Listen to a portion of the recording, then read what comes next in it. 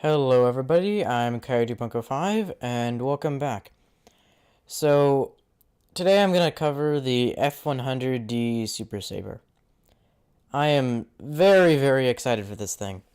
I really didn't think this was going to happen, but oh my god it did. And so far this thing seems definitely like the best top tier jet that we're getting out of the three. Just because it has the relatively good speed, and amazingly, they let it take bullpups.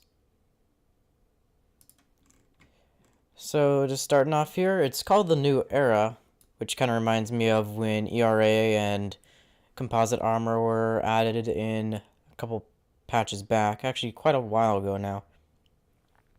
Anyway, so it's able to go very fast. I believe it's like Mach 1.5 or somewhere around there. I'll look it up in a minute. Anyways, so it's got 20mm guns, sidewinders, and I heard that these top tier aircraft were also going to get flares and some sort of countermeasure like that. So it's got the M39A1s, which, if I'm not mistaken, are better versions of the F-86's version. Yeah, upgraded version of the T-160 on the F-86 F2. That's going to be very nice. I really do love the F2's guns. They are definitely my favorite guns in the game. I've tried out the Hunter's guns on Super Protoman's account, and they sort of feel a little bit slow when it not when it comes to fire rate, but when it comes to the velocity of the guns. So I think this is going to be the perfect armament for a fighter that has to travel this fast. Then again, it is most likely going to rely a lot on the AIM-9 sidewinders. That, I believe it gets 4 of them, yeah. So it looks like it also can take Hydra bombs, some of these traditional bombs here. And these things right here, I want to see what these are. So I don't think it says what those are, but those kind of remind me of, I think it's called the Mark 82 bomb. So that's very interesting. They definitely look very aerodynamic, unlike some of these other bombs that we see in game. But with the bullpups, I don't think taking bombs, unless you're going to bomb out a base, is going to be the best idea, because the bullpups are miles ahead of any other anti-ground weaponry. Just because they're just so accurate because they're guided, and it's like a 100% chance direct hit with a 250-pound bomb. Anyway, of course here the sidewinders are definitely the main star of the show when it comes to the armament of this aircraft. I don't know exactly what their accuracy is going to be, but it seems like it's definitely not the worst. But I heard that there's going to be some sort of locking system where you have to keep it on target for a couple of seconds. I don't think it's going to be too much of a problem because a lot of these jets of this specific era weren't the most maneuverable things. They're just mostly really fast.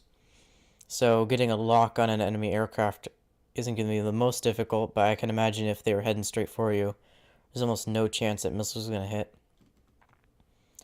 So, let's see here. From what I've played with this thing in the user mission, if it's anything like that, this thing is going to be insane at acceleration. But I'm not sure about that because that's just a user-made model. And it does look very similar. I don't know if it was inspired by the user-made model at all, or if it's just straight from the developers. No inspiration from that, but it definitely does look very similar when it comes to the camouflage that they used here.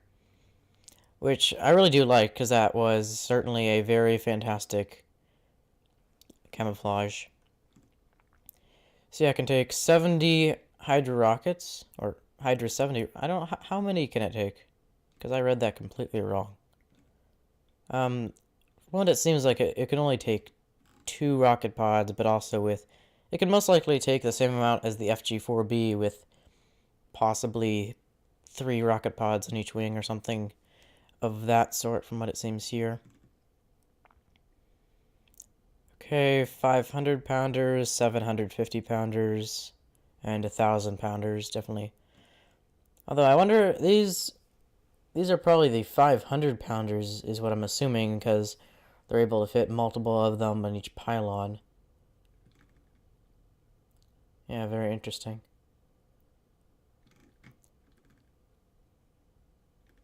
So I think this is definitely going to be the best fighter of these new fighters because it's able to outspeed the British. What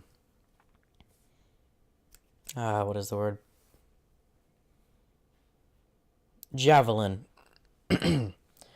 And when it's able to outspeed the Javelin, it should be able to get far enough away where it can reverse it, and should be able to dodge most missiles that come at it. Not like the British and the Americans are going to be facing each other in battle too much, which I'm thankful for. I remember back in the day, like 1.57, 1.59, Sabres and Hunters and stuff like that were just constantly facing each other in ARB on Hokkaido. I'm so glad that is pretty much over. It did come back for a little while ago, but I don't think it really happens too much anymore.